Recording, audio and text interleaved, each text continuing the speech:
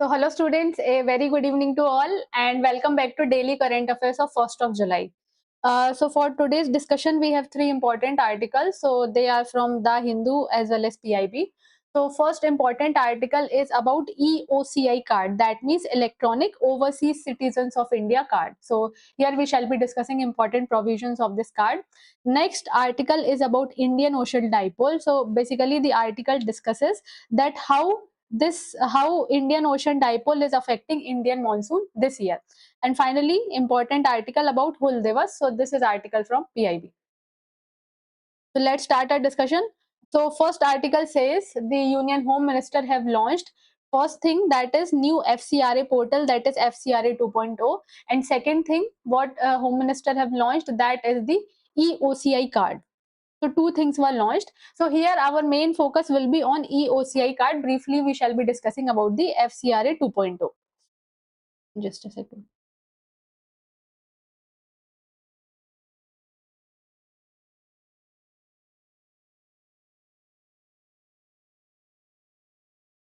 Yes. So here if we talk about FCRA 2.0, so about this FCRA portal, it's just a second. Yes. So here the main focus is to track all the activities of NGOs as well as other organizations in India who are receiving foreign funding. So consider this is one NGO, A is one NGO. Now A is receiving foreign funding from different countries as well as different institutions. So here the government of India, especially, so this department will come under Home Ministry. That's why Home Ministry have launched these two initiatives. So here Home Ministry will have to ensure that what all kind of funding this NGO A is receiving, that funding must not impact the safety as well as security of India. So for example, see, all the NGOs first they get approval that whether they can receive foreign funding or not. So during that approval, it is asked from the NGOs that what is the objective, why you are asking about this foreign money. So what you will do with this foreign money, what is your core objective. So at this point of time, whatever objective that NGO A will say, the NGO will have to use that money for that objective only. So you cannot change your objective, you cannot transfer your money to any other NGO, and you cannot use that money, that foreign funding, against the safety and security of India. So in order to track the activities of all the organizations which are receiving foreign funding in India, this FCRA 2.0 portal was launched. Now, the second initiative was the EOCI card or the electronic OCI card. So, its main purpose is to digitize all the services which are being provided to the overseas citizens of India. Now, to understand, to have the idea about this EOCI card, please have a basic understanding about the OCI. That means who all are the overseas citizens of India. So first thing is overseas citizens of India, that means they are not Indian citizens. First thing, they are not citizens of India, but they have certain kind of benefits which government of India is providing them. So for example, what are those benefits? If in their entire lifetime, anytime they can visit India, anytime they can leave India, there is no problem. And second thing is, yes, so they provide this overseas citizenship of India status will provide them lifelong visa and several other facilities. And yes, these citizens will be the foreign citizens, but still Indian government will be providing them a lot of facilities. Now, important thing for the exam is that who will be eligible to become the OCI or the overseas citizens of India. So here, any foreign citizen, first either that foreign citizen was earlier Indian citizen and now he or she has given up the citizen, so that person can be eligible for OCI status. Or second thing is any person who at present have foreign citizenship and he or she has Indian origin parents or Indian origin grandparents, so that person also becomes eligible to get the status of overseas citizen of India. Now, if I talk about the examples of any famous personality, so the famous Bollywood actress in India, that is Alia Bhatt. So Alia Bhatt is also not holding the Indian citizenship. Alia Bhatt is holding the British citizenship. Understood? British citizenship. So why she can live in India? Because she got British citizenship on the basis of descent, on the basis of birth, because the mother of Alia Bhatt is the British citizen. That means in that way Alia Bhatt also got the status of British citizenship. So this was the reason. But still Alia Bhatt can live in India, she can enjoy all the facilities in India. What is the reason? Because the overseas citizens of India are also given mainly all the kind of facilities in comparison to the actual citizens of India. Just there are some differences. What all are differences? For example, overseas citizens of India can buy the properties, commercial properties, residential properties, and all the other things. But important thing here is that they cannot buy agricultural land in India. There are many differences between the citizens of India as well as OCI people, but important difference here is that they cannot buy agricultural land in India. Second thing is, overseas citizens of India cannot participate in the elections in India, or they cannot hold the constitutional post. For example, president, prime minister, all these positions cannot be filled by any person who is not the citizen of India and who is holding OCI, that is overseas citizens of India status.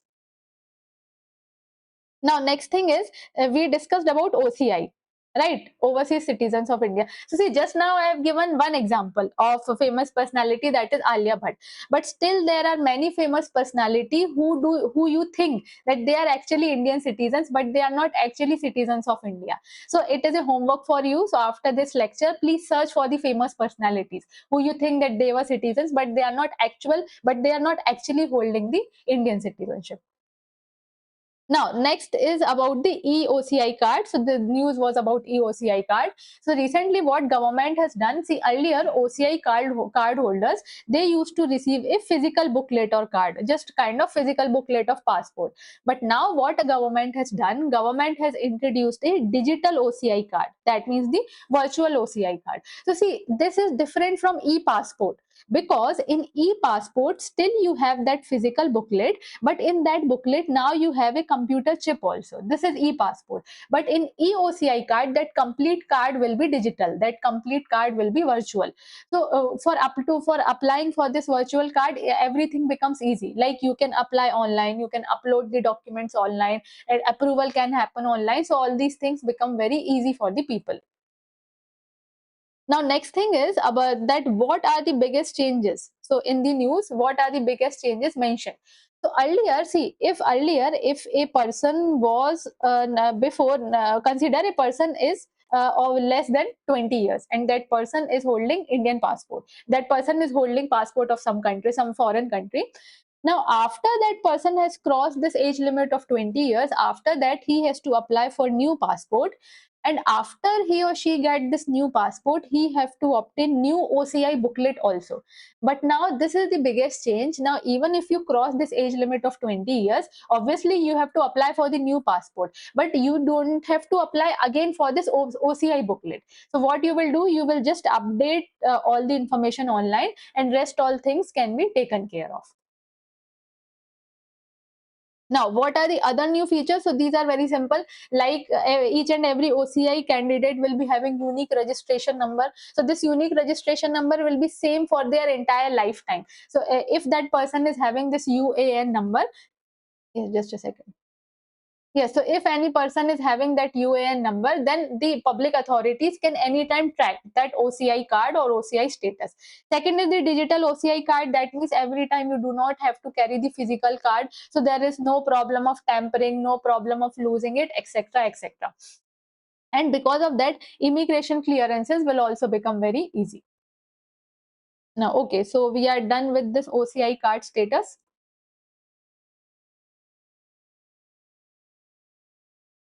Now, next article is about the Indian Ocean Dipole.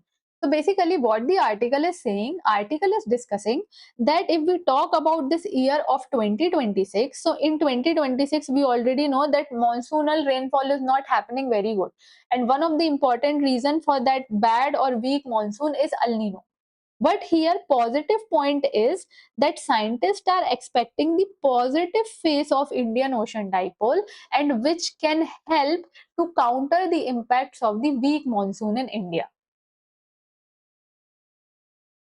Yes. So first of all, we must have a basic idea about the El Nino. Then we shall be discussing about Indian Ocean dipole and how these two things can be related to each other. So see, if we talk about the normal year, right? I'm not discussing now about El Nino year. I'm talking about a normal year. So see, if we talk about the normal year, so El Nino is mainly have phenomena which is happening in the Pacific Ocean.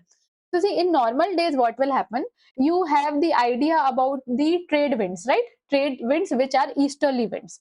So all the easterly winds will be coming from the eastern direction, and what these easterly winds will do, these easterly winds will try to accumulate all the warm waters in the western Pacific Ocean, because since they are easterly winds, they will push all the warm waters in towards the western Pacific Ocean. Because of that, here temperature near the western Pacific Ocean will rise. If temperature rises, water will become warm. If water becomes warm, the water will evaporate, and water will evaporate, it will rise. Now, evaporated water will rise, and that evaporated water will descend near this region of Eastern Pacific, that is near the region of South America. So this will be a complete Walker cell. So air will rise here, air will descend here, and again water will be flown here. So this is a normal year. So because of that, what will happen? Because of that, there will be the flood situation in Indonesia, and there will be very good quality of fisheries in South America. Because here, since air is descending, so it will give rise to upwelling, and because of upwelling, good quality of fishes will come. Now coming to El Nino year. So during El Nino year, what will happen? Just now I discussed that these trade winds or easterly winds will push water towards the western Pacific Ocean. Now during El Nino year, these trade winds or easterly winds will become weak, or sometimes they even reverse. So if they become weak, so this Walker cell circulation, which we have discussed during the normal years, either this Walker cell will become weak or it will get reversed. Now, if this is getting weak or if this is getting reversed, so the impact will seen in the Indian subcontinent, because in normal days everything is okay in the Indian subcontinent also, but during the El Nino years, because see, if here this Walker cell is becoming weak, then very less rainfall will happen in the regions of Indonesia, right? And here rainfall will increase. Understood? So here earlier what used to happen? Here there were droughts and here there were rainfall, but now the situation will reverse. And during El Nino years, the monsoonal rainfall will also reduce in India. So now the article is saying that it is expected that in 2026, the subsided rainfall or the subdued rainfall is because of El Nino. But the very good thing is that this can be counteracted by the positive Indian Ocean dipole phase. So first I have a basic idea about what is Indian Ocean dipole. So dipole means there are two poles, right? So where are there two poles? For example, this is Indian Peninsula. So here we have Arabian Sea and here we have Bay of Bengal. So these are the two poles. Arabian Sea is one pole and Bay of Bengal is another pole. So if there is temperature difference between these two poles, that means Indian Ocean dipole will arise.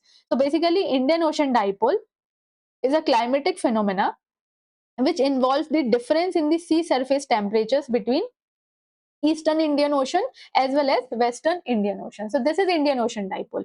Now we will understand what is positive Indian Ocean dipole, because article is saying that positive Indian Ocean dipole is good for India, right? So see, consider this is India, right? Is this image visible? Yes, this is India, and this is somewhat the direction of the southwestern monsoonal winds.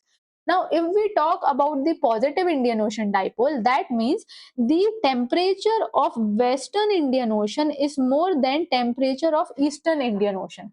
That means the temperatures around Arabian Sea and Eastern African region are more than temperatures in the Bay of Bengal and the other eastern part of Indian Ocean. So because of that, since southwest monsoon is coming from this direction, and so this southwest monsoon can pick the no moist winds, the moist waters from this Western Indian Ocean also, and hence it can give rise to very good monsoon. Understood? Because see, in Western Indian Ocean, if the temperature is very high, the water will evaporate, it will rise, right? So this moist air, these kinds of moist air, they can be easily picked up by the southwestern monsoon winds, and they can increase the possibility of monsoon in India. So this is the positive phase of Indian Ocean dipole. But if we talk about the negative phase or the cooler phase, so negative phase, in negative phase, the temperature of the Bay of Bengal will be higher. So in that case, opposite thing will happen. In that case, it will reduce the possibility of good monsoons in India. So the article is saying that though we are having the possibility of El Nino in 2026, but if this is coupled with the positive phase of Indian Ocean dipole, then somewhat we can reduce the impact of the reducing monsoon in India. So yes, here the question is, can positive Indian Ocean dipole completely cancel the impacts of El Nino? So see, here answer will be no. Because if we talk about El Nino, then El Nino is a global phenomena. It can impact all the oceans globally, all the continents globally. But Indian Ocean dipole is a regional phenomena. So, to some extent, in the positive Indian Ocean dipole can reduce the damages or reduce the impact of the El Nino, but it cannot completely eliminate it because there are various other factors on which Indian monsoon depends. For example, Indian Ocean, there are many factors on which Indian monsoon depends. For example, Maiden Julian oscillations or the low pressure over the Bay of Bengal, etc., etc.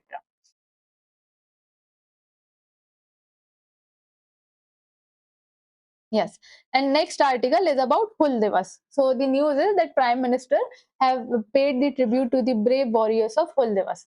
The first important thing for the prelims is that when we celebrate Hul Divas. So Hul Divas is celebrated every year on 30th of June. Why it is celebrated on 30th of June? Because this marks the beginning of a very important struggle in India, and that struggle was the Great Santhal Rebellion. So actually, Santhal rebellion is considered first organized rebellion against the Britishers in India. So actually, on 30th of June, this great Santhal rebellion began. That's why we consider it as the Santhal Hul. So basically, if we talk about the Hul, so Hul is referring here to the Santhal rebellion. Now, next important thing for the exam is from where this Santhal rebellion started. So it started from Bog Nadi in Sahibganj district of Jharkhand. So please remember that it started from Bognadi region in the Sahibganj district of Jharkhand. Now let's discuss other things. Yes. So we discussed that why we celebrate this day as the Santal Hul, because on this day the rebellion started. Now, who are the important leaders of this rebellion? This is very important for the exam. So see, these are the important leaders. Important leaders were Sidho Murmu, Kanhu Murmu, Phulo, and Jhano. Please remember these four names. These are very, very important for the exams. So, who were the important leaders under the Santhal rebellion? Sidho Murmu, Kanho Murmu, Phulo, and Jhano. So, Phulo and Jhano were the important female leaders in the Santhal rebellion. Now, having discussed about this date and the leaders, let's discuss why Santhal rebellion arose. Okay, so basically the reason for the Santhal rebellion was the atrocities which were imposed by the Britishers on these people. What were those atrocities? For example, they were taking a lot of taxes, so no money was left, and hence it gave rise to poverty. Second thing was the land alienation. So basically, their daily activities, their livelihood, each and everything revolved around the forest. But Britishers took away forest from them, and hence they took away all their land. That's why, because of land alienation, they were angry. Next thing is the false measurements of the land. So, Britishers will do some kind of false measurements of the land. They will say, we are taking back your land and we will give you compensation. But that compensation was based on false measurements, and hence every time they were at loss. And finally, the atrocities which were put forward by the money lenders, because money lenders were taking a lot of interest whenever these people are taking loans. So these were some of the important reasons why Santhal rebellion started. Now, why this rebellion is very, very important? So, just now I discussed, this is one of the first well planned as well as organized uprisings in India. Right? How we are saying organized uprisings? Because there were actually some military teams, there were actually some secret bases. So, each and everything was well planned. That's why we call it as a well planned rebellion in India. And if we talk about the contribution of women, so just now I discussed two important women, Phulo and Jano, they were the two brave sisters who led this rebellion. Now, if we talk about how this rebellion ended, so actually this rebellion lasted till 3rd of January 1856. And how it ended, actually it was suppressed by the Britishers. So what happened? Because of this rebellion, martial law was imposed and hence military rule was set up in that region. But what is the significance or what is the legacy of Santhal rebellion? Significance is that Santhal rebellion have inspired the future rebellions. And for example, the rebellion of 1857, which is also known as First War of Independence. So this First War of Independence was also inspired by the Santhal rebellion. That's why this rebellion becomes very important. Okay, so let's focus on the current of question. So the question is, Indian Ocean dipole refers to what? First is variation in atmospheric pressure over Atlantic Ocean. Second is difference in sea surface temperatures between Western and Eastern Indian Ocean. Next is cyclone formation over the Arabian Sea or the ocean currents in the Pacific Ocean. So try to give answer of this question in the comment section. So that's all from my side for today.